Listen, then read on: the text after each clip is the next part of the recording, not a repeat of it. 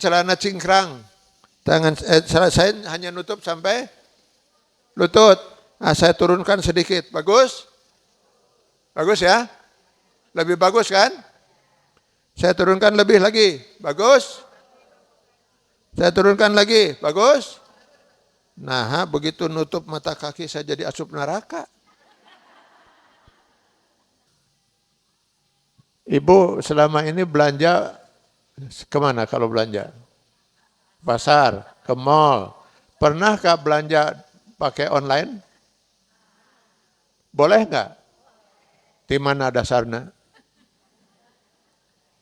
Di mana dasarnya boleh?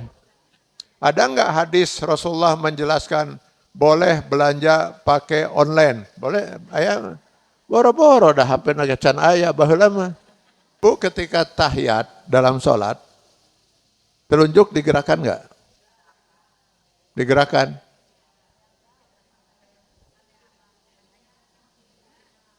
Tidak. Oh, loba mazhab di dia ya. Ini digerakkan, itu tidak. Tidak teh kumaha, jadi tidak memberi isyarat sama sekali. Oh, jadi manteng dari awal sampai akhir. Ya, cek saha.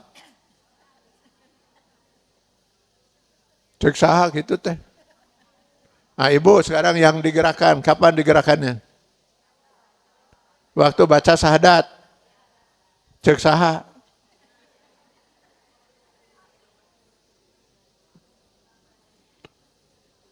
Ternyata saya telusuri, itu saya pelajari, urusan curug itu ada 5 mazhab.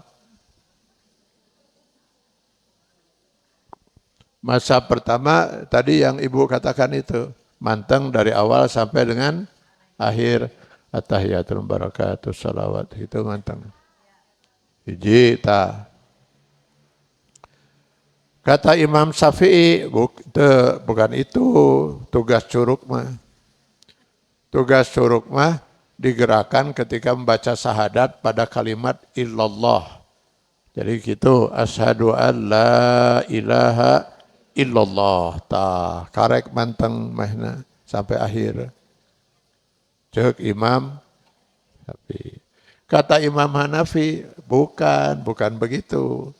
Si curug itu digerakkannya memang waktu syahadat, pada waktu menyatakan la ashadu an la naik la ilaha illallah turun di sakitu tugas curug mah.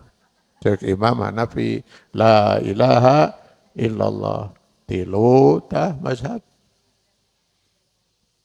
Kata mazhab Hambali, Imam Hambali tidak. Si telunjuk itu digerakkan setiap menyebut nama Allah.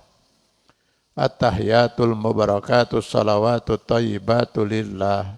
Assalamu alayka ayuhan nabi wa rahmatullah wa barakatuh. Assalamu alayna wa libadillahi salihin. Asyhadu an la ilaha illallah. Asyhadu anna Muhammadar Rasulullah. Allahumma gitu. Allah itu. Opat mazhab. Kata Imam Malik, tidak. Si curug digerakkan mulai awal at-tahiyat sampai dengan selesai ke kanan dan ke kiri. At-tahiyatul barakatuh salawatu thayyibatu lillah. Assalamualaikum warahmatullahi wabarakatuh. 5 mazhab urusan curug.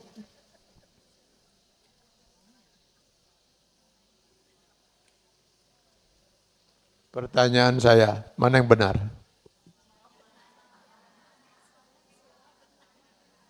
Ya?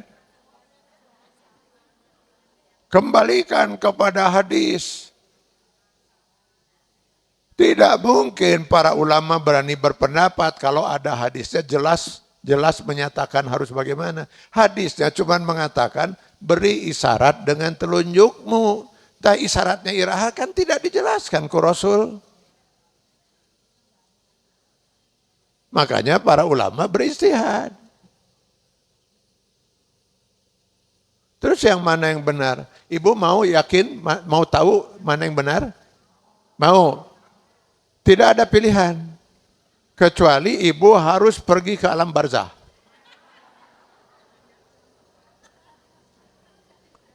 Coba usahakan ibu nanti sore pergi ke alam barzah. Ya. Pergi ke alam barzah, temui Rasulullah SAW, karena Rasulullah ada di alam barzah. Lalu sampaikan, Rasulullah, kami di Cimahi, persisnya di Masjid Al-Irsyad, kami ada 5 mazhab, ini urusan curug. Lalu sebenarnya yang dimaksud oleh Rasul dalam hadis beri isyaratnya, kumaha Rasul yang benar nu mana?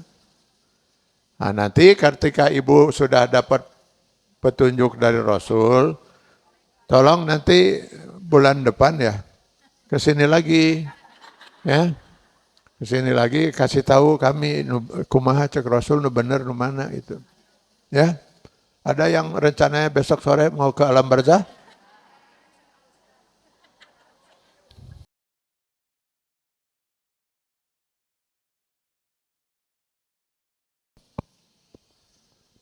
Bismillahirrahmanirrahim. Assalamualaikum warahmatullahi wabarakatuh.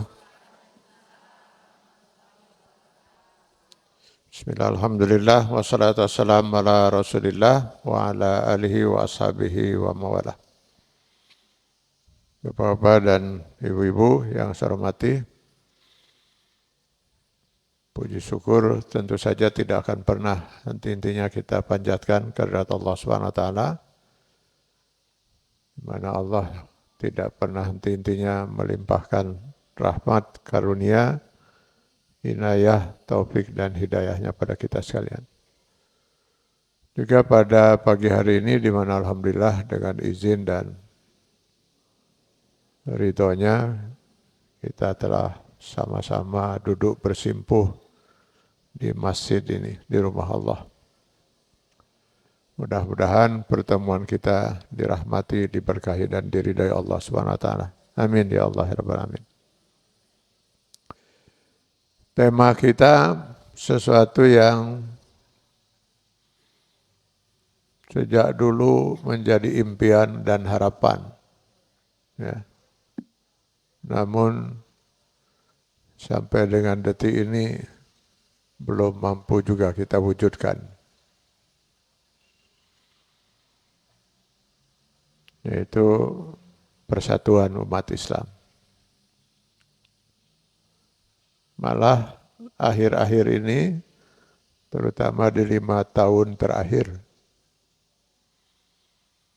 kita semakin merasakan adanya upaya-upaya untuk memecah belah umat Islam.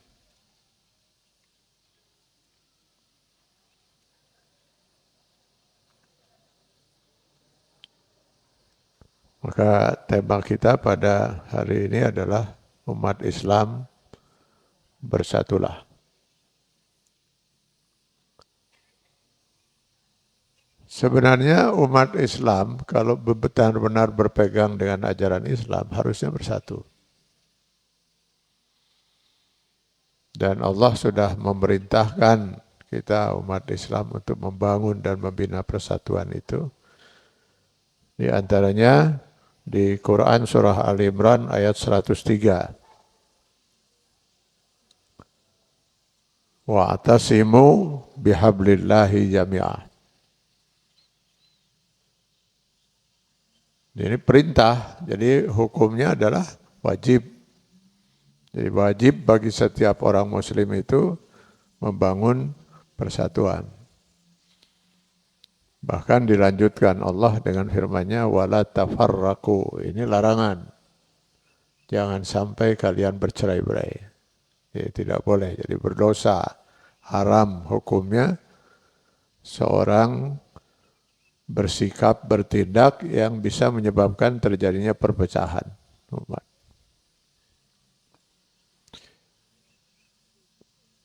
Pertanyaannya, mungkinkah umat Islam bersatu? Mungkin. Karena tidak mungkin Allah memerintahkan kita untuk bersatu padahal kita tidak mungkin bersatu, kan mustahil.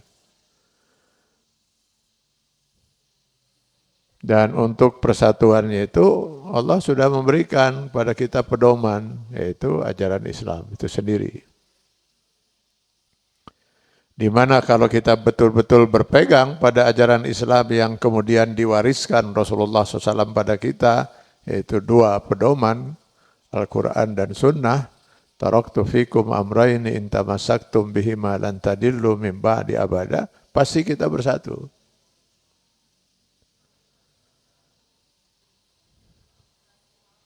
Ajaran Islam dalam Quran dan Sunnah itu pada intinya akan membentuk kita umat Islam masing-masing itu seperti yang digambarkan oleh Allah di Quran surat Ibrahim 24-25.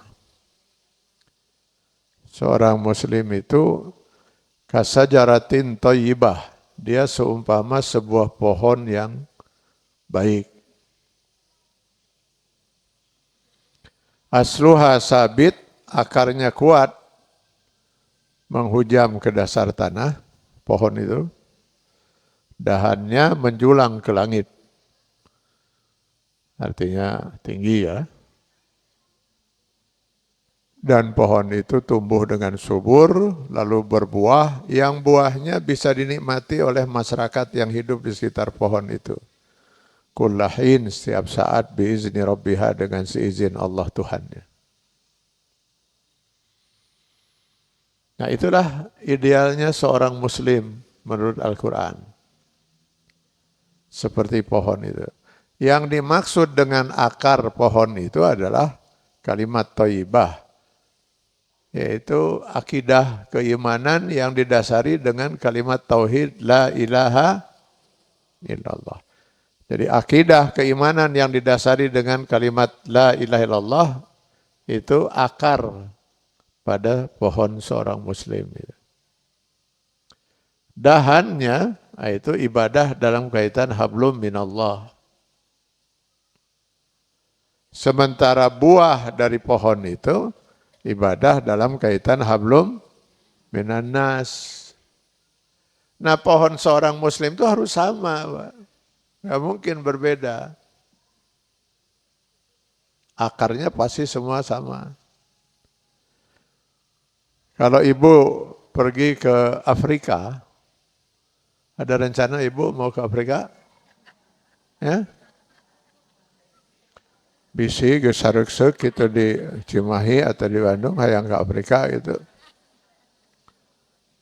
Ke negara yang penduduknya banyak muslim, misalnya di Chad, Eritrea, Somal, Uganda. Lalu ibu tanya kepada mereka yang muslim di Afrika itu, siapa Tuhan kalian? Saya yakin jawabannya adalah Allah Subhanahu wa taala. Tanya lagi, siapa Allah itu? Kemungkinan besar dia akan menjelaskan dengan membaca Quran surat Al-Ikhlas. Huwallahu ahad, Allahus samad, lam yalid wa lam yulad wa lam yakul lahu kufuwan. Sama. Mau kemana pun pasti sama. Kalau ibu nggak mau ke Afrika, ke Eropa sajalah, ke Amerika misalnya. Ketemu di Belanda misalnya, seorang muslim, tanya, berapa waktu sholat yang diwajibkan sehari semalam? Pasti jawabannya 5. Pasti sama. Terus tanya lagi, sholat subuh berapa rakaat? 2. Pasti jawabannya 2. Hari maghrib, 3. Ya tentu orang Belanda nggak akan ngejawab 3. Dia tambah bahasa Sunda. Kapan saum itu diwajibkan? Pasti jawabannya bulan Ramadan. Sama. Kemana kalau mau melaksanakan ibadah haji? Apa sih jawabannya ya? Ke tanah suci. Tanah suci kalian di mana? Makkah, Madinah. Sama. Jadi pohon seorang muslim itu pasti sama. Yang membedakan itu paling ranting-ranting dari pohon itu. Ranting-ranting kecilnya.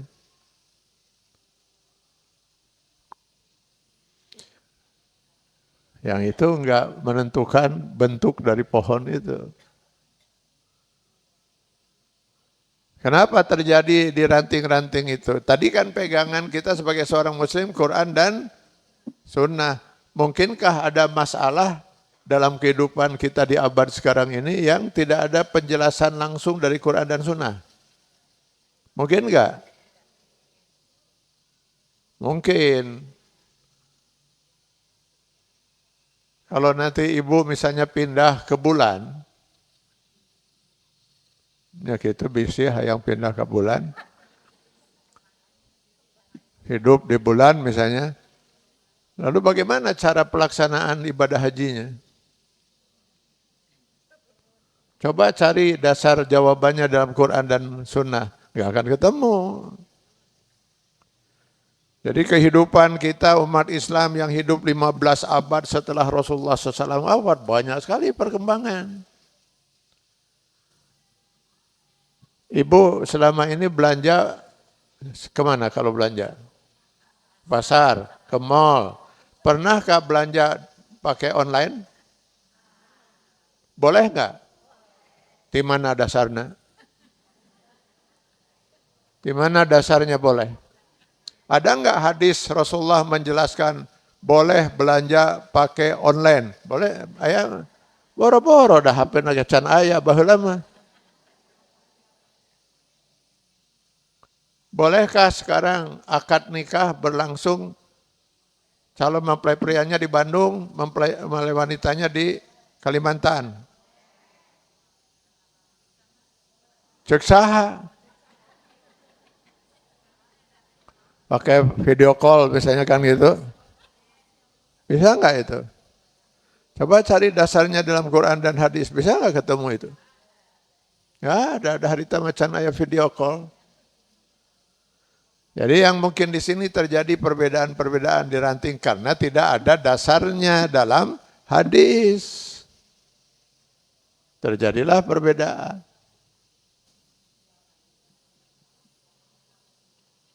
Ya. Kemungkinan yang kedua, perbedaan itu terjadi, hadisnya ada. Cuman zonni, wurud dan subutnya diragukan keabsahannya oleh sebagian ulama.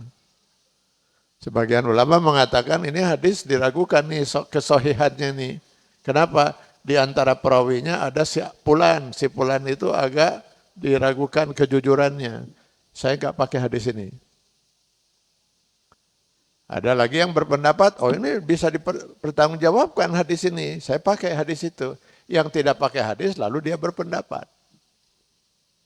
Terjadilah lagi perbedaan. Kemungkinan yang ketiga, perbedaan terjadi juga. Hadisnya ada, sahih. Sahih hadisnya itu. Cuman zonni dalalahnya. Multi tafsir. Saya ambil contoh sekarang. Ada hadis sahih menyatakan la salata liman lam yaqra bi Fatihatil Kitab. Ini kebetulan saya sudah diinformasikan oleh Ibu Ketua. Alhamdulillah jemaah di sini semuanya menguasai bahasa Arab dengan baik. Iya kan? Jadi hadisnya la salata, la artinya apa? Tuh kan udah menguasai bahasa Arab. La salata, salat tuh menguasai bahasa Arab hebat. Jadi la salata berarti tidak salat. La salata liman lam yaqra bi Fatil Kitab, tidak salat bagi orang yang tidak membaca Al-Fatihah. Sekarang saya salat. Saya salat zuhur. Rakaat pertama saya hanya membaca surat Al-Kafirun. Rakaat kedua saya cuma baca surat Al-Ikhlas. Rakaat ketiga Al-Falaq, rakaat keempat An-Nas. Kata hadis ini tadi apa? tidak sholat. Saya sholat. Saya kan sholat. Jadi maksudnya tidak sholatnya apa? Tidak sah. Cek sah, tidak sah. Iya, tidak membaca Al-Fatihah. Tadi kata sholat, kata hadisnya apa? Tidak sholat. Terus ibu tidak sah di mana? Iya, di mana kata sahnya teh? Kan hadisnya cuma mengatakan tidak sholat.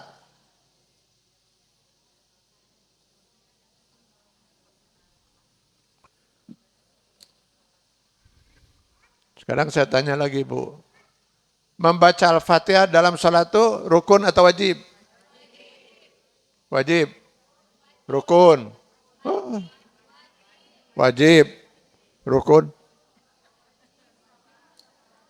Ternyata di masjid ini sudah ada 2 mazhab ini.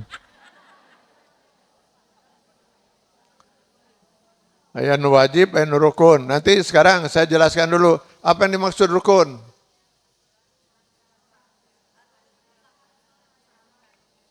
Rukun itu kalau dalam bahasa Arab ini nih, tiang-tiang masjid ini. Tiang-tiang masjid ini disebut rukun. Jadi rukun Islam, tiang-tiangnya bangunan Islam kita. Jadi Islam itu bukan yang 5 itu saja, itu baru tiangnya. Rukun iman, ya yang 6 itu tiangnya. Memang kalau kita ingin bangun masjid seperti ini, yang pertama harus dibangun apa? Tiangnya. Mungkin bangunan bisa berdiri tanpa tiang? Tidak mungkin. Nah jadi rukun itu kalau dalam ibadah sesuatu yang harus dilaksanakan. Kalau tidak, maka ibadah itu tidak sah. Itu rukun. Contohnya, saya ambil contoh yang paling jelas itu ya. Rukun haji, semua ulama sepakat wukuf di Arafah. Tanggal 9 Zulhijjah mulai dari zuhur sampai dengan menjelang maghrib. Berarti kalau ada seorang jemaah haji tidak sempat wukuf di Arafah pada tanggal 9 Zulhijjah di antara zuhur sampai maghrib, hajinya tidak sah. Itu rukun. Makanya kalau Bapak Ibu yang sudah haji nih ya, waktu di Arafah kan banyak melihat ambulan. Itu bukan hanya ambulan kosong yang siap kalau ada orang sakit. Banyak ambulan isinya pasien. Pasien dari Mekah sedang dirawat, dibawa dulu ke Arafah. Didampingi oleh dokter atau suster. Asal bisa wukuf, dapat saja setengah jam dia sholat dan buru-buru bawa dia ke Mekah, rawat lagi. Karena itu rukun. Jadi rukun itu sesuatu yang mutlak harus dilakukan. Kalau tidak dilakukan maka ibadah itu tidak sah. Jadi saya tanya lagi sekarang. Kalau wajib, wajib itu sesuatu yang harus dilakukan. Kalau tidak dilakukan, ibadahnya sah tapi tidak sempurna. Itu wajib. Nah, sekarang saya balik nanya lagi. Sholat membaca Al-Fatihah itu rukun atau wajib? Oh, ini mah jadi rukun. Tadi ada 2 pendapat rukun yang wajib. Sekarang jadi rukun ya. Jadi rukun, cek saha.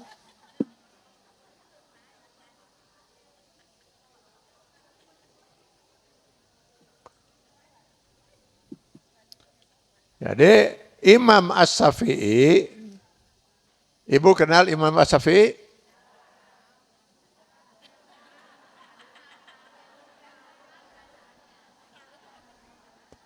Ya, maksudnya tahu Imam Syafi'i, nyari kenal di mana tuh. Imam As-Syafi'i menafsirkan hadis tadi, la sholata, tidak sholat itu dengan la tasihhu sholat, tidak sah sholat. Jadi beliau menafsirkan tidak sholat dengan tidak sah menurut pendapat beliau. Maka menurut pendapat Imam Syafi'i, membaca Al-Fatihah dalam sholat bagi setiap orang muslim hukumnya rukun. Kalau sengaja tidak membaca, sholatnya tidak sah. Cuksa Imam Syafi'i. Kata Imam Hanafi, saya berbeda. Menurut saya, kata Imam Syafi'i, yang dimaksud oleh Rasul dengan tidak sholat itu bukan tidak sah, tapi tidak sempurna. Jadi dari kata tidak sholat itu bisa berarti tidak sah, bisa juga tidak sempurna. Berarti menurut Imam Hanafi, membaca Al-Fatihah itu hukumnya wajib. Jadi kalau dengan sengaja dia tidak membaca Al-Fatihah, sholatnya sah tapi tidak Imam Syafi'i baca Al-Fatihah tidak?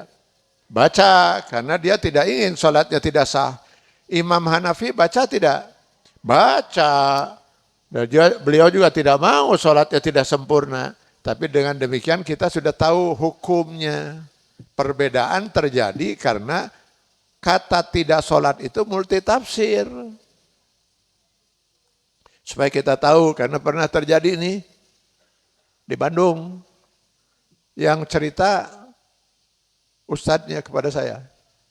Allah yarhamhu, beliau sudah meninggal. Beliau ditugaskan untuk menjadi imam sholat Idul Fitri di Unpad di Pati Ukur. Beliau hanya imam. Khotibnya katanya dari Surabaya. Rakaat kedua beliau membaca Sabbihis. Sabbihis marabbikal a'lal ladzi khalaqa fasawwa. Ribut makmum yang di depan. Subhanallah. Bingung teman. Naon salahna ya. Diulang lagi.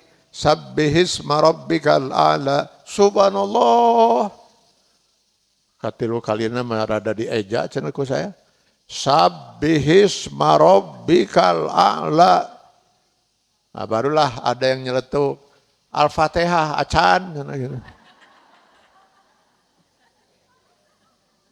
Baru dia sadar, oh Al-Fatihahnya acan. Jadi rupanya kata beliau, karena dari kemarin-kemarin saya sudah merencanakan, lamun nggak imaman besok Idul Fitri, rakaat kedua rek maca Sabbihis. Jadi begitu naik rakaat kedua, itu yang ada dalam otaknya langsung Sabbihis. Diberitahu subhanallah, subhanallah, tengerti. Baru dia sadar ketika ada makmum mengatakan Al-Fatihah acan. Oh nya acan Al-Fatihah. Akhirnya baca Al-Fatihah, lalu baca Sabbihis. Ada jemaahnya yang mungkin enggan menanyakan pada sang imam, nanya ke saya. Itu sholat sah tidak? Sah, saya bilang. Sempurna? Sempurna, kan akhirnya jadi baca Al-Fatihah. Iya, alhamdulillah, itu ada gitu. Terus kumaha hukum seeta makmum ngomong Al-Fatihah acan? Ya setahu saya dari 4 mazhab, dia selamat oleh mazhab Maliki. Kata Imam Malik, dibolehkan makmum mengucapkan kalimat lain di luar bacaan sholat untuk membetulkan imam yang salah, lamun imamnya teu ngarti-ngarti.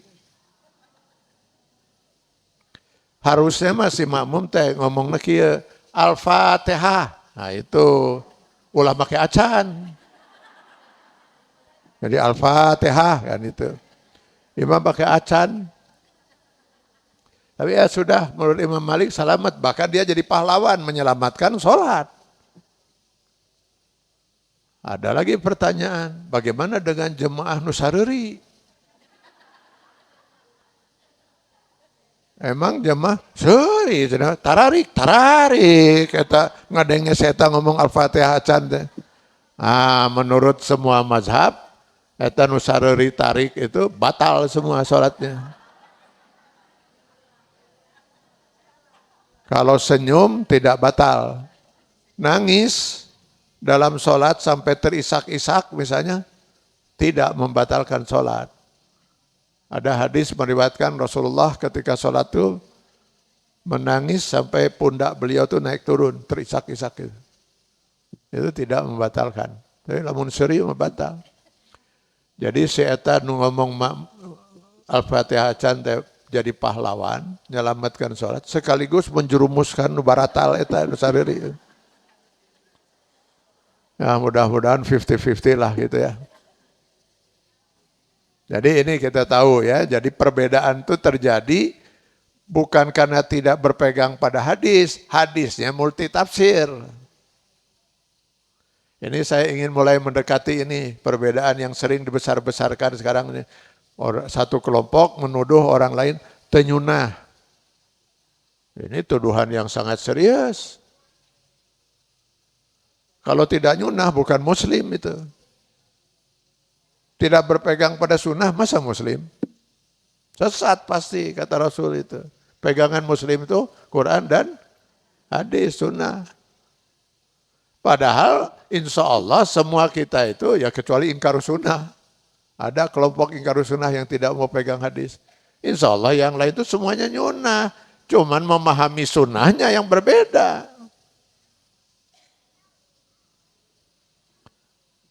Dan Rasul sudah menyatakan kalau seandainya ada ruang tidak ada hadis atau ada hadis tapi multitafsir, maka setiap orang yang beristihad itu berpendapat. Nah kalau berpendapat manusia yang bukan Nabi dan Rasul pasti benar? Tidak. Tapi Rasul sudah menjamin man istahada wa asaba falahu ajran, barang siapa yang beristihad dan benar istihadnya menurut Allah 2 pahalanya. Kalau salah 1 pahalanya aman. Di ruang istihad pendapat Allah menghargai, salah pun Allah hargai. Yang tidak boleh itu kita menentang Quran dan hadis. Kalau enggak ada ya kita beristihad. Bukan kita lah yang berhak beristihad, para mujtahid gitu ya, yang betul-betul menguasai ilmu Islam. Kalau saya wah jauh gitu ya, ilmu saya cuma sedikit gitu. Dan saya yakin tidak ada satupun ulama di Indonesia ini yang tingkat mujtahid. Ya. Ambil contoh lagi. Ibu ketika tahiyat dalam sholat, telunjuk digerakkan enggak? Digerakkan.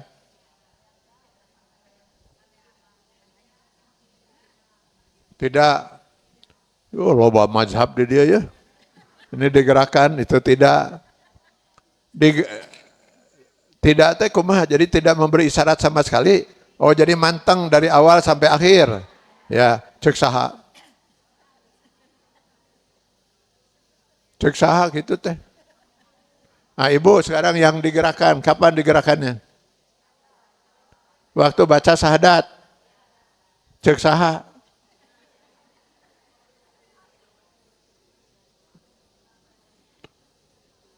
Ternyata saya telusuri, itu saya pelajari, urusan curug itu ada 5 mazhab. Mazhab pertama tadi yang ibu katakan itu, manteng dari awal sampai dengan akhir, at-tahiyatul barakatus salawat, itu manteng. Hiji ta. Kata Imam Syafi'i, bukan itu tugas curug mah. Tugas curug mah digerakkan ketika membaca syahadat pada kalimat illallah. Jadi gitu, asyhadu an la ilaha illallah. Karek manteng mahna sampai akhir. Cek Imam Hanafi. Kata Imam Hanafi, bukan begitu. Si curug itu digerakkannya memang waktu syahadat, pada waktu menyatakan la ashadu an la naik la ilaha illallah, turun di sakitu tugas curug mah. Cek Imam Hanafi la ilaha illallah tilu tah mazhab. Kata mazhab Hambali, Imam Hambali tidak. Si telunjuk itu digerakkan setiap menyebut nama Allah. At-tahiyatul mubarakatus salawatut thayyibatu lillah. Assalamu alayka ayuhan nabi wa rahmatullah wa barakatuh. Assalamu alayna wa libadillahi salihin. Asyhadu an la ilaha illallah. Asyhadu anna Muhammadar Rasulullah. Allahumma gitu. Allah itu. Opat mazhab. Kata Imam Malik, tidak. Si curug digerakkan mulai awal at-tahiyat sampai dengan selesai ke kanan dan ke kiri. At-tahiyatul barakatuh salawatu thayyibatulillah assalamualaikum warahmatullahi. 5 mazhab urusan curug.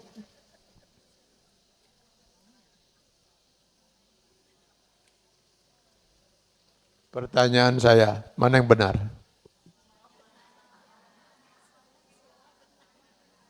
Ya? Kembalikan kepada hadis. Tidak mungkin para ulama berani berpendapat kalau ada hadisnya jelas menyatakan harus bagaimana. Hadisnya cuma mengatakan beri isyarat dengan telunjukmu. Tapi isyaratnya iraha kan tidak dijelaskan ke Rasul. Makanya para ulama beristihad. Terus yang mana yang benar? Ibu mau yakin, mau tahu mana yang benar? Mau. Tidak ada pilihan.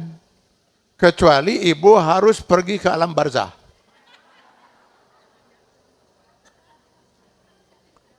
Coba usahakan ibu nanti sore pergi ke alam barzah.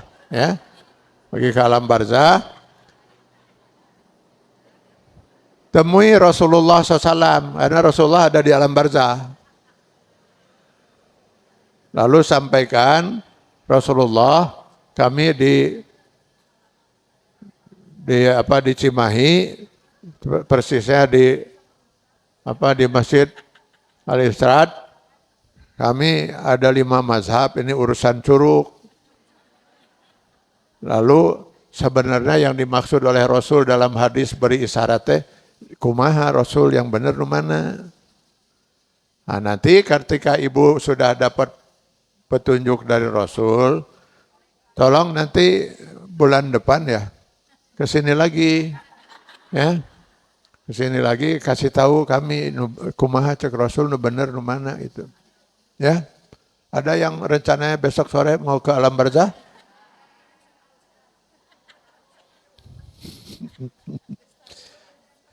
Nah itu pengalaman itu kalau yang sudah ke alam barzah, saya udah balik deh.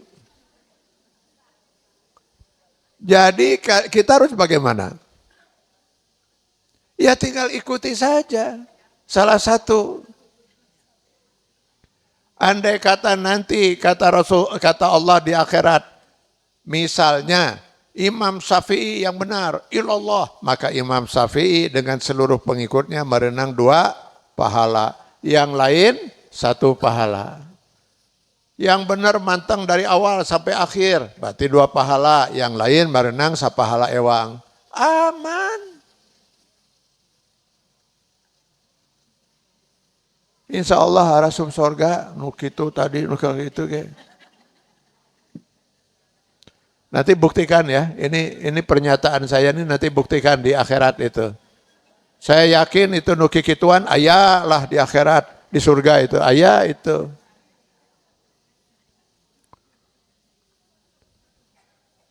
Tapi kalau gara-gara curug, kemudian kita putus silaturahim, nepi ka susumpahan, cadu, saya mau daek sholat di masjid eta, kunaon, beda curugna jeung urang. Putuslah silaturahim dan sebagainya gara-gara curug, saya khawatir bukan di masjid ketemunya. Bukan di masjid, bukan di surga. Di nu hiji deui. Memutuskan silaturahim itu berapa dosanya? Wala tafarraku tadi. Dan kenapa urusan curug harus dibesar-besarkan? Yang tidak punya curug saja bisa sholat. Mungkin gak ada orang tidak punya curug? Mungkin kan? Bisa sholat dia? Dan gak perlu dia bingung ganti kunaon ya. Ku tengah gitu atau ku jari manis atau ku jempol. Maka yang biasa kemungkinan itu dibiarkan oleh Rasul kita itu enggak dipertegas supaya tidak kita akhirnya jadi pusing. Ibu kalau sholat memulai takbiratul ihram, tangan diangkat, cek saha diangkat. Imam Malik kan tidak diangkat. Allahu Akbar, di sini aja. Allahu Akbar, sami Allah liman hamidah. Saya tinggal di Mekah itu. Kebanyakan orang Afrika, mazhab Maliki itu. Di sini. Ibu diangkat tangan waktu takbiratul ihram. Nabi ke mana? Oh, sabra mazhab dewa di dia. Ada yang di sini, ada yang di sini kan? Ada yang di dada, ada yang di sini. Aya nu ngan sakitu teh. Ciga tari naon teh? Hah?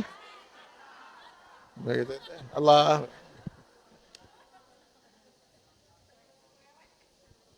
Sekarang diangkat. Setelah diangkat ditaruh di mana? Di dada. Cek saha. Itu mazhab Hanafi, dada itu. Syafi'i di atas pusar. Ada yang di bawah pusar. Taya di nu di dieu tinggi mazhab di mana tah? Jadi sesuatu yang bukan mutlak oleh Islam itu dibiarkan kita. Dibiarkan supaya nanti kalau ditetapkan harus di dada tangan.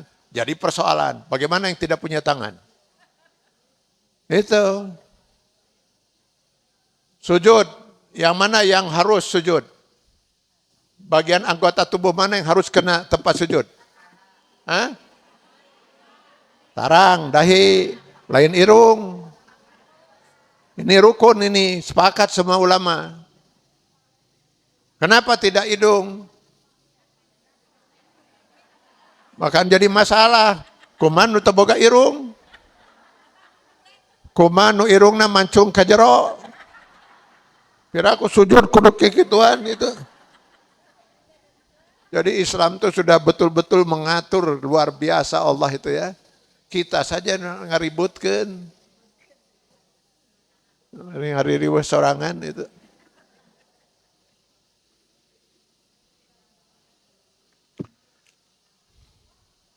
Jadi di dalam hal ini Ibu ya, kalau Ibu, Bapak ini juga mohon maaf, ini karena kebanyakan Ibu jadi Bapaknya terpatos kata Pak.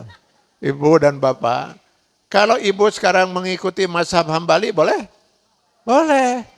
Yakin? Harus yakin. Tapi jangan pernah menyalahkan mazhab yang lain. Ibu mau ikut mazhab Syafi'i, saya mah yakin mazhab Syafi'i yang benar. Silakan.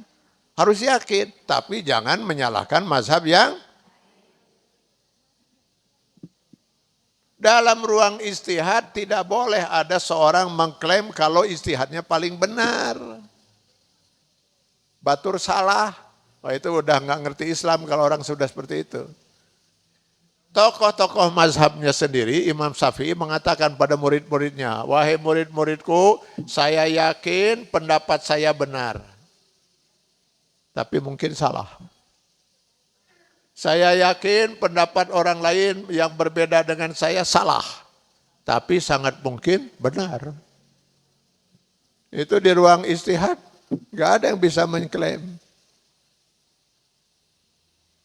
Jadi silakan kita mau bermazhab yang mana, yakini. Tapi jangan menyalahkan mazhab yang lain. Nah sekarang ada lagi kelompok lain. Kelompok yang menamakan dirinya kelompok Salafi, Wahabi. Mereka berkeyakinan kelompok kami benar. Kenapa? Kami berpegang pada kaum salaf. Yang dimaksud kaum salaf itu para sahabat, para tabi'in. Sahabat itu dibina langsung oleh Rasul. Tentu mereka lebih memahami tentang Islam. Silakan, pegang kalau memang yakin. Tapi jangan pernah menyalahkan yang lain. Sebab bagaimanapun yang namanya sahabat itu bukan Nabi. Yang dimaksum dilindungi oleh Allah dari kesalahan itu hanya Nabi dan Rasul. Para sahabat itu manusia biasa masuk ke dalam kategori hadis kullu bani Adam khatta'un. Setiap bani Adam, anak cucu Adam, manusia pasti ada salahnya.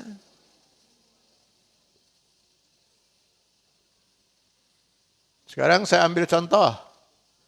Saya ambil sahabat yang paling terkenal, bukan paling terkenal, sahabat yang dikenal. Karena sudah termasuk 10 sahabat yang sudah dijamin oleh Allah ahli surga. Di antaranya Utsman bin Affan radhiyallahu an. Nah, ibu kenal ya Utsman bin Affan ya? Ya tahu.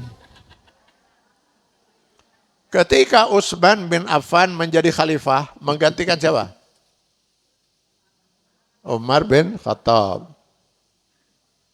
Beliau dihadapkan dengan satu kasus. Ada seorang wanita baru menikah 6 bulan, sudah melahirkan.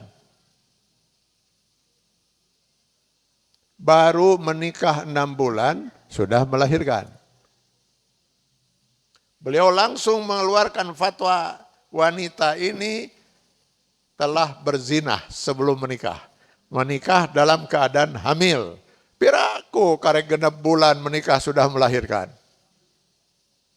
Beliau tidak punya saksi wanita itu telah berzina. Bukti tidak ada. Tapi dari 6 bulan, piraku. Keluar fatwa, wanita ini wajib didera 100 kali.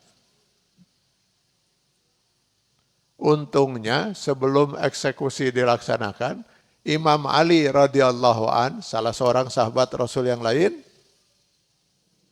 bahkan menantu Rasulullah ya, karena menikah dengan Fatimah. Beliau mendengar, langsung bergegas beliau menemui Khalifah Utsman. Beliau kemudian mengatakan, bolehkah saya memberi masukan? Kenapa Ali bin Abi Thalib harus minta izin? Kan Utsman sedang dalam posisi sebagai khalifah. Dengan segala senang hati, kata Khalifah Utsman. Lalu Imam Ali membaca Quran surat Al-Baqarah 233.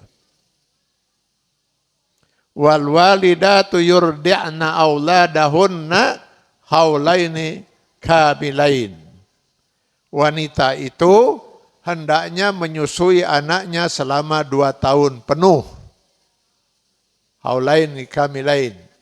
Bagi yang mampu, ASI ada, memungkinkan, ibu sehat, itu hendaknya anak disusui sampai 2 tahun. Setelah itu beliau membaca Quran surat Al-Ahqaf ayat 15. Wa hamluhu wa fisaluhu salasuna sahran. Seorang wanita itu hamil dan menyusui selama 30 bulan. Tadi Al-Baqarah 233 menyusui berapa? 2 tahun. 2 tahun berapa bulan? 24 bulan. Kata Al-Ahqaf 15, hamil dan menyusui 30 bulan. Berarti hamil berapa bulan? 6. Anda, kata Sayyidina Ali, tidak punya bukti kalau wanita itu sudah menikah, sudah berzina. Anda tidak punya saksi. Al-Quran menyatakan sangat mungkin seorang wanita hamil 6 bulan kemudian melahirkan. Bagaimana Anda bisa memastikan wanita itu sudah berzina? Apakah 6 bulan itu melahirkan dalam keadaan misalnya tidak ini harus masuk tabung misalnya. Prematur misalnya. Persoalan lain. Begitu mendapat peringatan dari Ali bin Abi Thalib, maka Khalifah Utsman mengatakan, "Sodakta ya Ali, benar Ali. 2 ayat yang kamu bacakan tadi luput dari perhatian saya. Hampir saja saya mengeluarkan fatwa yang salah." Bahaya itu fatwa itu, bisa-bisa menghukum orang yang tidak bersalah. Jadi mungkinkah sahabat salah? Mungkin. Ini satu contoh. Contoh Umar bin Khattab. Selesai sholat zuhur, beliau berdiri di mimbar. Setelah mengimami sholat. Lalu dia menyampaikan ide, gimana kalau kita buat batasan mahar? Berapa maksimalnya, berapa minimalnya, supaya ulah mahal teuing, ulah murah teuing. Di Arab sampai sekarang mahalnya luar biasa itu. Kalau di kota-kotanya ya. Di kita, seperangkat alat sholat dibayar tunai. Kesannya murah lah gitu. Kita buat batasan, kata Sayyidina Umar. Silakan kalian musyawarahkan. Turun dari mimbar, berdiri seorang nenek-nenek. Lalu nenek itu mengatakan, "Hei Umar, berani-beraninya Anda membuat aturan baru. Islam tidak memberikan batasan maksimal, batasan minimal. Diserahkan kepada masing-masing calon suami dan istri untuk bermusyawarah.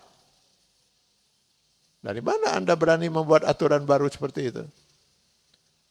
Apa kata Umar? Asobatim ra'atun wa akhta Umar. Benar yang dikatakan nenek itu, ide Umar yang salah. Kita kembali lagi kepada Quran Sunnah, seperti itu. Jadi sahabat mungkin salah? Ya mungkin. Selama dia manusia, pasti sangat mungkin salah.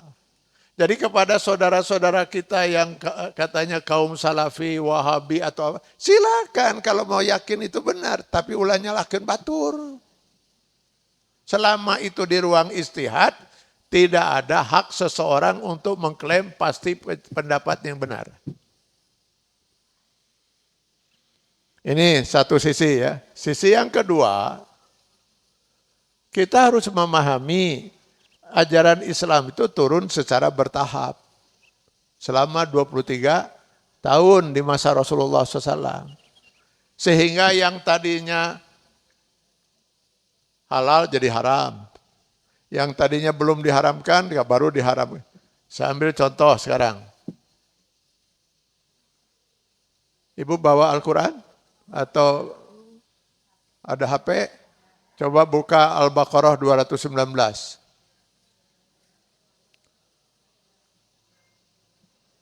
Yas'alunaka anil khamri wal maisir. Mereka bertanya kepadamu Muhammad tentang hukum minum khamar dan berjudi. Qul fihima ismun kabirun wa manafi'u linnas. Katakanlah Muhammad, sampaikan pada mereka bahwa pada keduanya ada manfaat, ada mudarat, dan mudaratnya lebih besar dari manfaatnya. Sudah jelas itu kebaca Bu? Nah sekarang pertanyaan saya. Bolehkah ketika ada orang bertanya pada saya, apa hukum minum khamar dan berjudi? Bolehkah saya pakai ayat ini untuk menjawab? Ya? Boleh enggak? Ini ayat Al-Quran nih. Boleh enggak? Boleh. Boleh. Berarti minum khamar dan berjudi itu hukumnya halal. Boleh halal. Di mana letak haramnya? Kan Al-Quran cuma mengatakan ada manfaat, ada mudaratnya. Mudaratnya lebih besar dari manfaatnya. Kan nggak dinyatakan haram. Kalau gitu coba saya pakai ini aja lah, An-Nisa 43.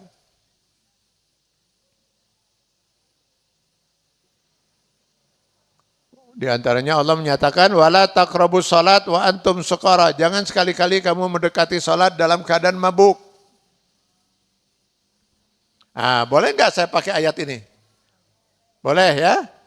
Boleh. Berarti silakan kalau yang mau mabuk, mabuk aja. Asal waktu salat ulah dalam keadaan mabuk. Jadi mabuk itu halal haram? Halal.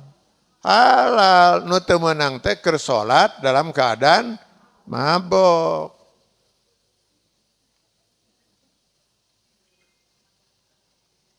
Jadi yang harus saya pakai yang mana ini? Al-Maidah 90. Innamal khamru wal maisir wal ansab wal azlam rijsun min amalis syaitan fajtanibuh.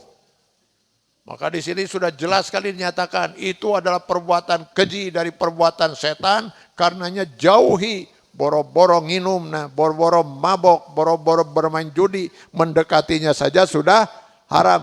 Ini baru tahapannya jelas menyatakan haram. Jadi Islam itu datang secara bertahap, dididik umatnya dulu gitu kan, mulai diingatkan hati-hati ya, itu mudaratnya lebih besar. Setelah itu bolehlah kalau mau mabok, tapi waktu sholat jangan dilakukan mabok, begitu dipersempit peluang dia. Terakhir baru diharamkan. Jadi bertahap. Namanya at-tadrij, tahapan. Nah, sekarang saya tanya ibu-ibu lagi. Ini mumpung banyak ibu-ibu ya. Saya tanya ibu-ibu, mana yang lebih baik bagi seorang wanita? Sholat di masjid atau di rumah?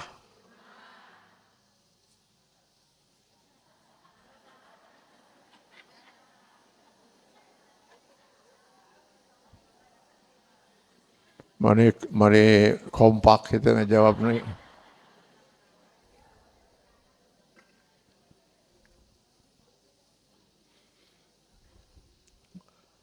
Kenapa di rumah lebih bagus? Hadisnya gitu. Oh, mau dipegang hadis itu. Malah hadisnya mengatakan di rumah itu kalau bisa di ruang yang gelap. Di gudang lah. Di ruang yang gelap gitu ya.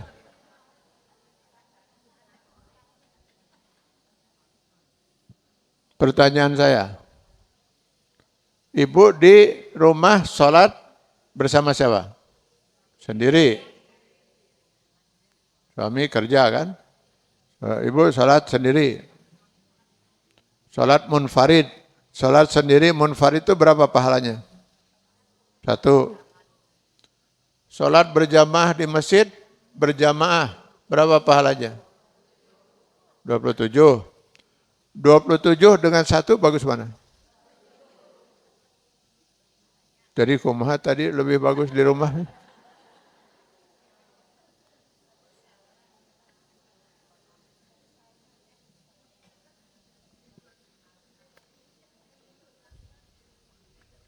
20 juta rupiah dengan 1 juta rupiah, bagus mana? Hari ke rupiah mana jelas gitu.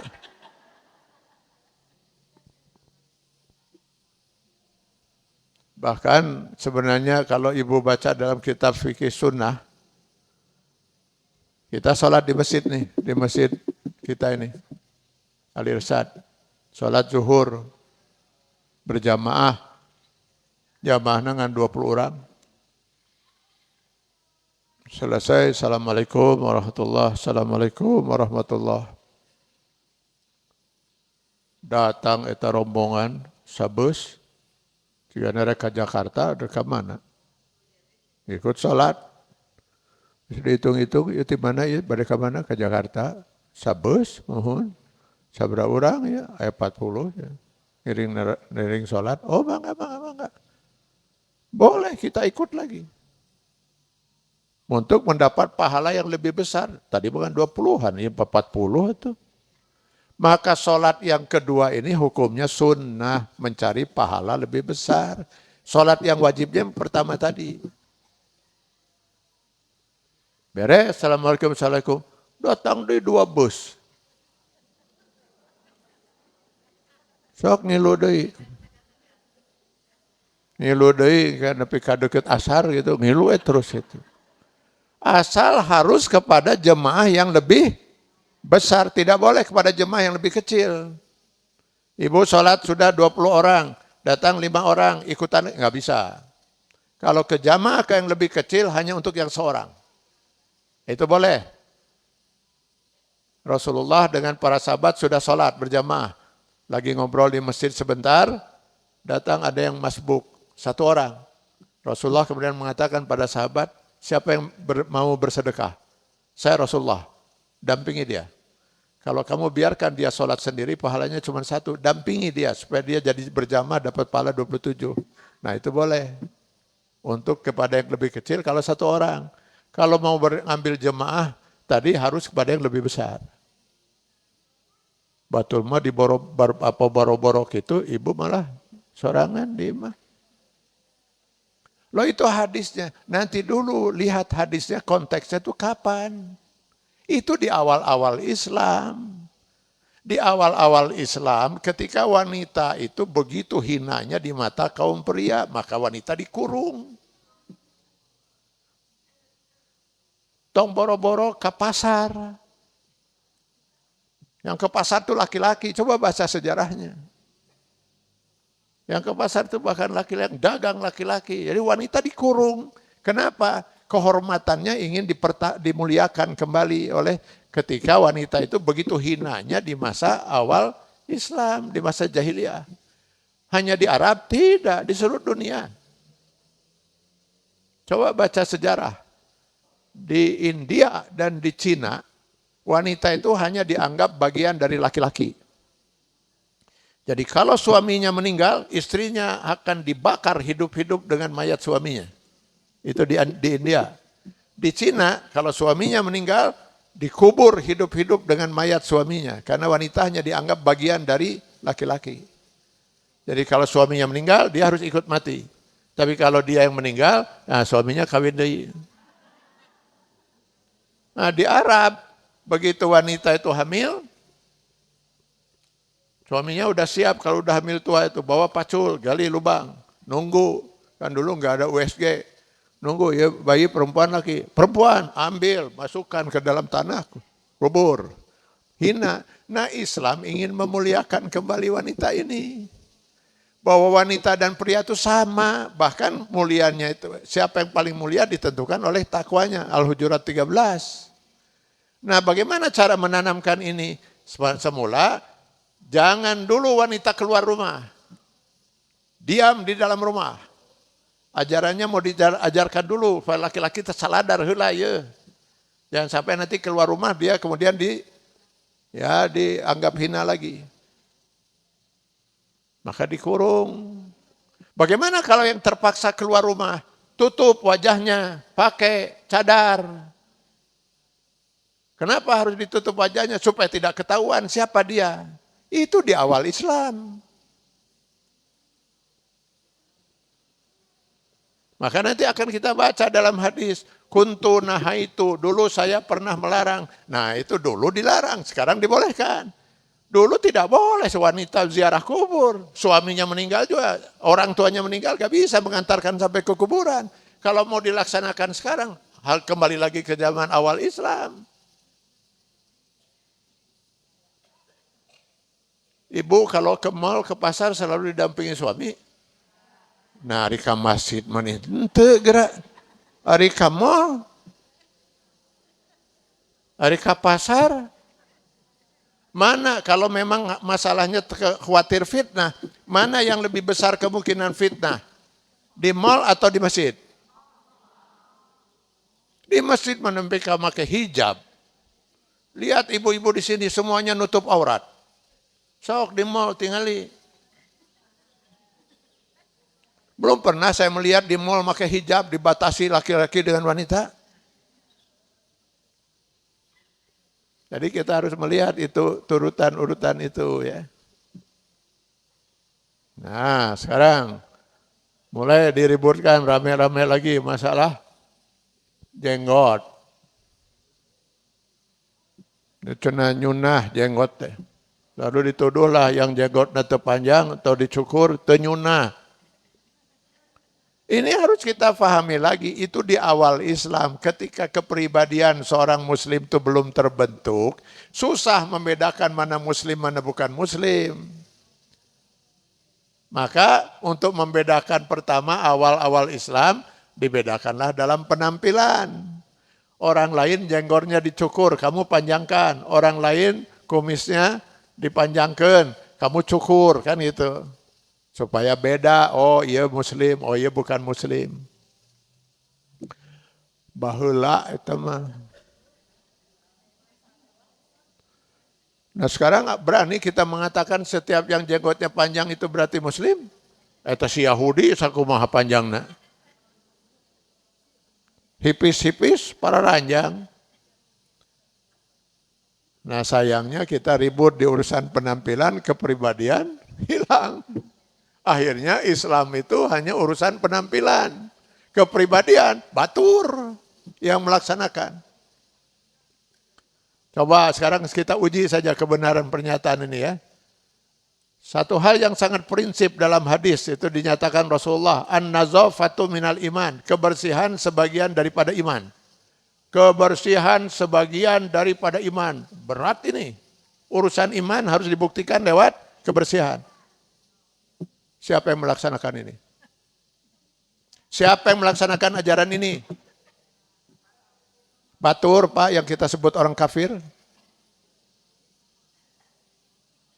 Kalau ibu lihat itu pergi ke Singapura, ke Jepang, ya di Asia, ya pergi ke Belanda, kemana di Eropa, bersih pisan. An-nazafatu minal iman, aya di ditu. Di urang nu mayoritas muslim, tingali runtah, kawas naon. Kita ribut urusan jenggot, urusan penampilan. Ajaran Islamnya lepas dari kita. Saya pertama kali diundang ceramah ke Jepang. Waktu ke Jepang pertama kali ya. Pas waktu lewat imigrasi kan ambil bagasi. Kata yang menjemput dari kedutaan, udah Pak Kiai katanya biar urusan kami ini, urusan bagasi, mana ini bukti ininya aja, bukti bagasinya. Bapak jalan aja. Nuhun atuh saya bilang, jalan saya. Mau nyebrang di airport, kan belum ada lampu, kalau di airport kan belum ada lampu jalan, lampu merah maksud saya. Begitu saya mau nyebrang, bus mau lewat. Begitu saya lihat bus mau lewat, nah saya mundur deh, itu jadi nyebrang. Saya mundur gak jadi nyebrang, si bus berhenti, tidak jalan. Erene gitu. Itu kumaha cuy, saya jadi dongeng teh.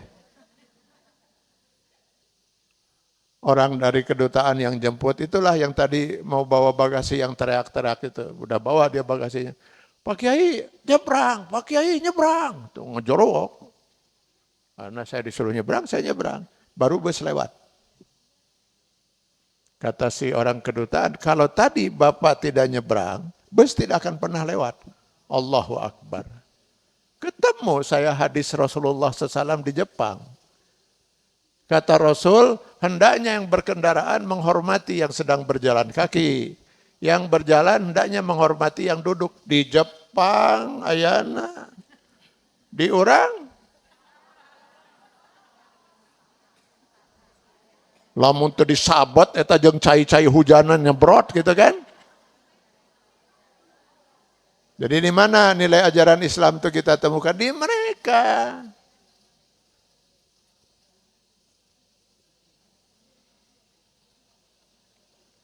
Nah dulu kita baru kenal masker ketika ada pandemi. Mereka sudah dari sejak dulu biasa pakai masker itu. Saya pertama-tama kalau sudah waktu bukan ini orang kedutaan tidak nganter, saya pengen jalan kemana belanja untuk oleh-oleh ke yang di rumah gitu kan. Naik taksi, supirnya pakai masker. Naon itu? Emangnya saya di Indonesia teh mau penyakit naon? Nah hate. Begitu sampai di mall, saya mau belanja gitu, beberapa pelayan yang wanita yang pria pakai masker. Di mana arapalin saya datang ke Indonesia mau penyakit? Ketika saya tanya orang kedutaan, Pak Tian katanya, yang pakai masker itu berarti dia sedang flu, sedang batuk, supaya tidak menyebarkan penyakit ke batur. Pan eta ajaran Islam. Belum ada masker kata Rasulullah, jika kamu bersin, halangi dengan mulut. Karena ternyata kata dokter 6 meter itu bisa kena pada orang itu 6 meter, tahan. Mereka yang melaksanakan. Di orang maupun bersih, jauh keluar di mana-mana pabalatak itu. Akan banyak kita temukan. Al-haya'u minal iman. Rasa malu itu sebagian daripada iman. Di mana siapa yang melaksanakan itu? Orang Baturri yang kita sebut kafir itu. Waktu saya kedua kalinya datang ke Jepang, baru ada seorang menteri harakiri. Menurut pengakuan dia kepada istrinya, bukan saya yang korupsi, menteri yang sebelum saya. Tapi pengadilan sudah memutuskan seperti itu, saya nggak bisa mengelak. Saya meminta izin ketemu ibu. Rupanya ibunya tidak tinggal di Tokyo, ada di satu desa lah. Kata istrinya silakan temui. Bapaknya udah meninggal. Lalu sampai ketemu ibunya, ibu bukan saya Bu yang korupsi. Tapi pengadilan sudah membuat keputusan itu. Karena itu saya mau harakiri. Kata ibunya, sebaiknya secepatnya kamu lakukan itu. Kamu telah membuat malu nama keluarga. Harakiri. Harakiri itu masalah dalam Islam. Tapi malu melakukan perbuatan yang tidak layak itu sebagian daripada iman. Siapa yang melakukan itu? Batur. Di orang para koruptor tewak yang selfie heula, seserian heula, sasalaman, senyum. Ka era gitu. Kita ribut urusan penampilan, saling tuduh, tenyunah, segala macam kepribadian hilang. Padahal Rasul diutus oleh Allah bukan untuk ngurus penampilan. Hadisnya jelas, innama bu'istu liutammima makarimal akhlak. Saya diutus Allah hanyalah semata-mata untuk menyempurnakan akhlak, pribadian, bukan untuk ngatur. Penampilan itu di awal Islam, sebelum kepribadian terbentuk. Saya tidak mau melarang orang mau berjenggot, silahkan mau jenggot ke 2 meter, mangga. Tapi jangan kemudian menyalahkan anu berjenggot, tenyuna.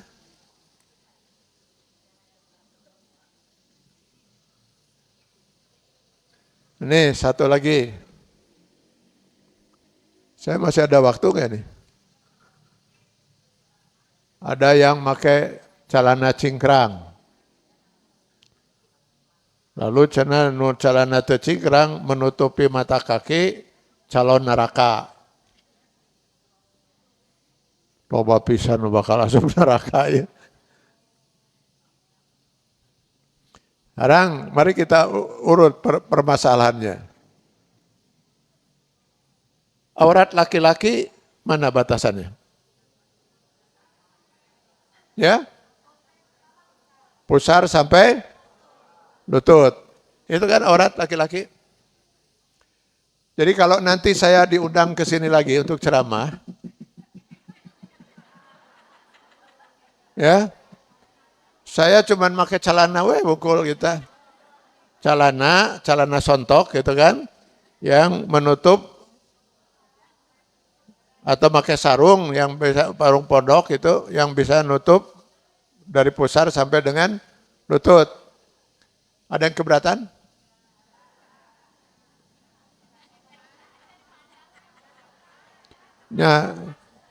Saya ceramah gitu, tak ceramah dada telanjang gitu kan. Dari lutut ke bawah juga telanjang gitu ya, pakai celana wungkul gitu ceramah. Ada yang keberatan?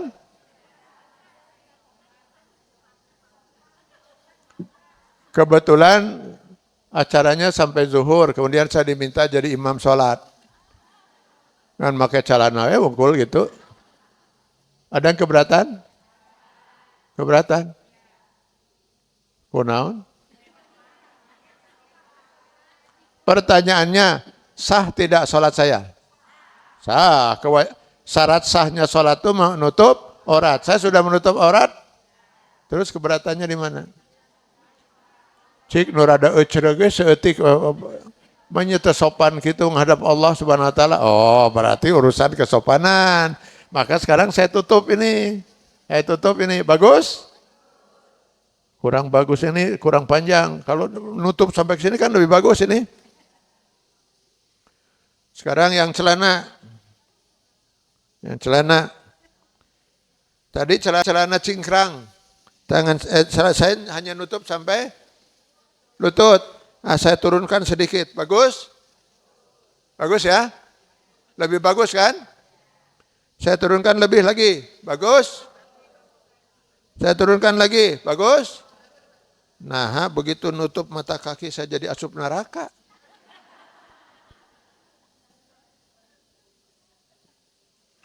Kan tadi lebih bagus.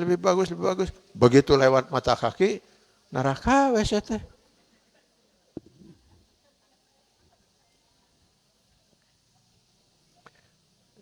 Ya, hadisnya memang gitu. Hadisnya sahih, Bukhari meriwayatkan, Muslim meriwayatkan. Yang menutupi sampai mata kaki, neraka. Sayangnya yang dipegang itu cuma hadis itu. Itu hadis umum, ada hadis muqayyad, masih di Sahih Bukhari juga ada, di Muslim juga ada. Dalam hadis itu dijelaskan, yang masuk neraka yang dimaksud itu, kalau itu atas dasar kesombongan. Jadi yang mengantarkan dia masuk neraka itu kesombongannya, bukan karena celana. Dan memang nu sombong masuk neraka. Lah urusannya naon sombong dengan celana. Ibu jangan bayangkan kondisi dulu sama dengan kondisi sekarang. Di zaman Rasulullah ada nggak pabrik tekstil? Ada mall untuk beli baju? Nggak ada. Maka jangan heran itu perubahan sholat Jumat. Awalnya sholat Jumat itu dia lakukan sholat dulu baru khutbah. Dulu di zaman Rasulullah pertama gitu. Sholat sudah dilaksanakan Rasulullah ke khutbah ya. Khutbah Jumat.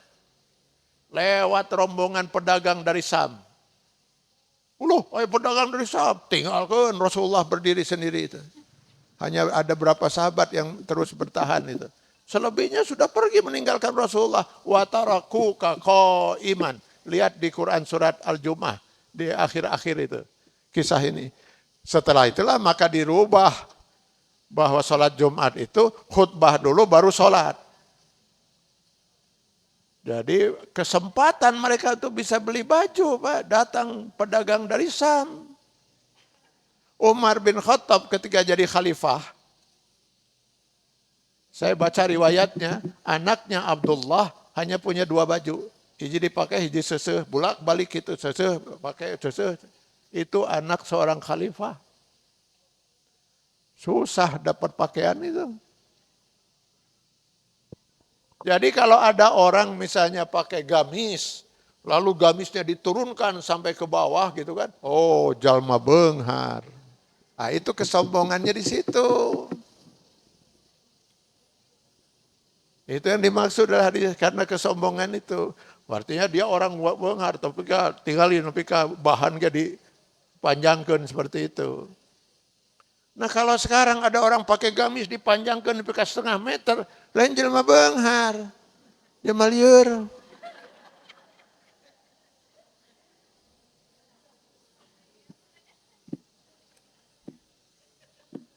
Jadi kita harus memahami Islam itu harus benar-benar memahami. Jangan nanti dapat berita begini gitu, dak ini salahkeun batur, bari orang teu ngarti. Geus wani nyalahkeun batur.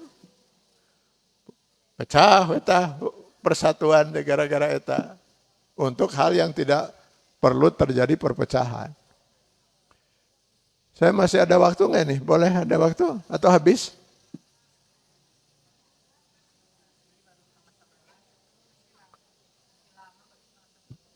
5 menit lagi lah.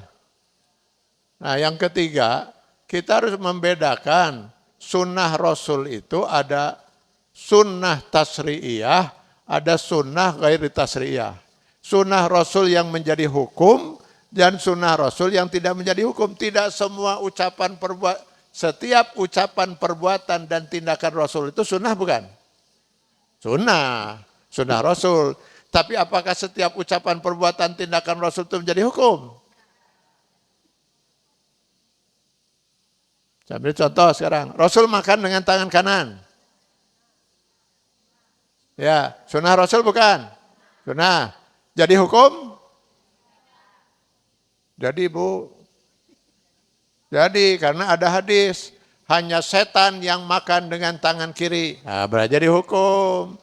Jadi kita harus makan dengan tangan kanan. Rasulullah makan dengan tangan kosong. Pakai piring? Henteu. Pakai sendok garpu? Henteu. Piring? Henteu. Jadi tidak naon, dina tempayan besar dengan keluarganya babarengan atau dengan para sahabat makan bareng gitu kan. Setelah makan, tangan ada bekasnya, dilatih. Sunnah Rasul? Sunnah. Jadi hukum? Tidak. Tidak ada hadis Rasul mengatakan hanya iblis yang makan pakai sendok garpu. Enggak ada. Jadi kita harus bedakan mana sunnah Rasul yang menjadi hukum, mana sunnah Rasul yang tidak menjadi hukum. Jadi tidak semua sunnah Rasul itu jadi hukum.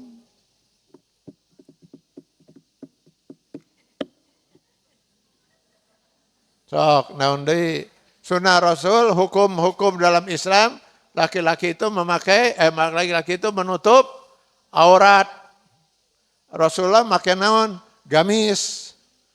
Itu sunnah Rasul jadi hukum? Tidak ada pernyataan Rasul memakai jas dasi dosa calon neraka misalnya, enggak ada. Silakan tutup. Nah, kan sekarang ibu-ibu juga bentuknya yang penting nutup aurat.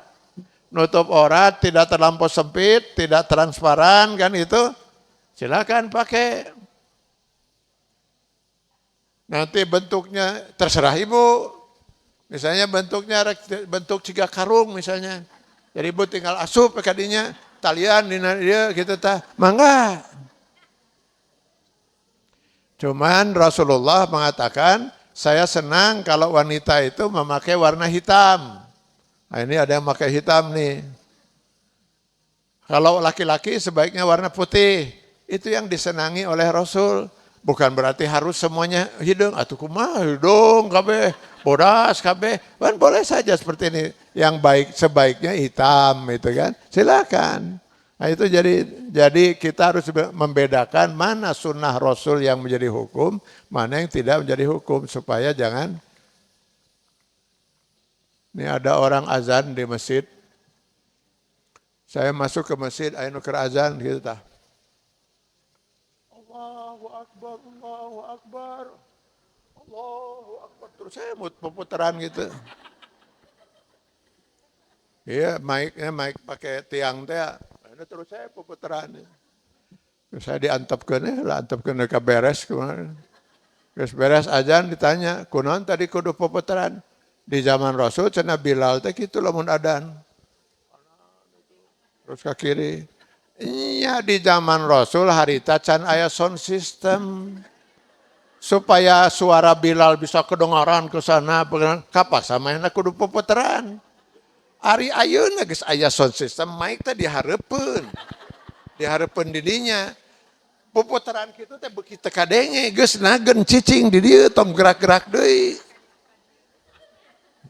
Jadi kaku sekali mengenal sunnah itu ya. Jadi kita harus melihat apa bentuk sunnah yang dimaksud. Baik, saya kira banyak yang ingin saya jelaskan, tapi sudah cukup lah, ini sudah 1 jam lebih ya. Saya beri kesempatan kalau ada yang mau bertanya, mangga. Ada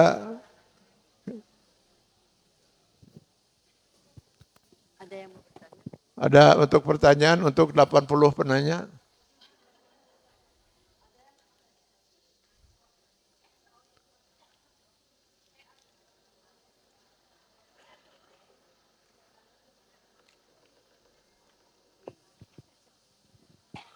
Assalamualaikum Ustadz.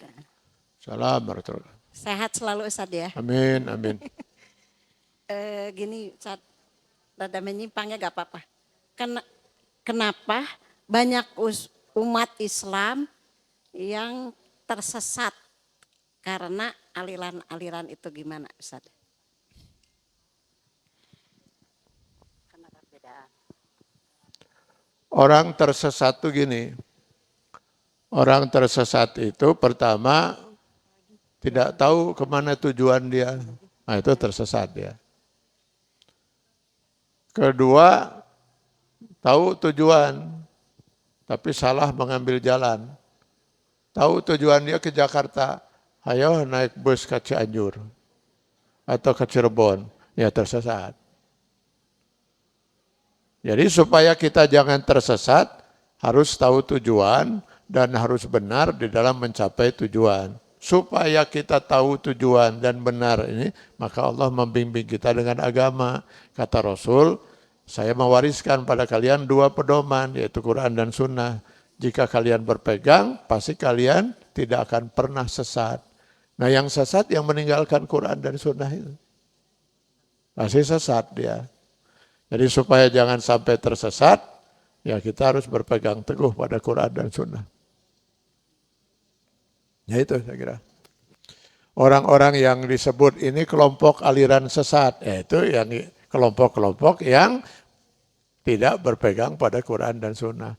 Ayo ngaku punya kitab suci tambahan, ayo ngaku punya nabi baru, nah ya sudah sesat. Ya. Assalamualaikum Pak Ustadz. Gini Pak Ustadz tentang mazhab ya. Kalau umpamanya kita yang ibadah gitu, kita ngambilnya yang ringan-ringan, terus tapi beda-beda mazhab gitu menjalankannya. Boleh nggak gitu Pak Ustadz? Assalamualaikum. Mengambil sekian mazhab boleh. Namanya talfik. Jadi misalnya ibu dalam hal ini mengikuti pendapat Imam Syafi'i. Karena dalam keyakinan saya Imam Syafi'i dalilnya lebih kuat. Tapi dalam hal ini saya ngikut mazhab Hambali. Karena saya yakin dalilnya kuat. Boleh. Malah harusnya begitu. Harusnya kita mengambil pendapat mazhab itu dengan keyakinan. Karena dalilnya menurut keyakinan kita lebih baik, lebih benar. Yang tidak boleh itu tadi.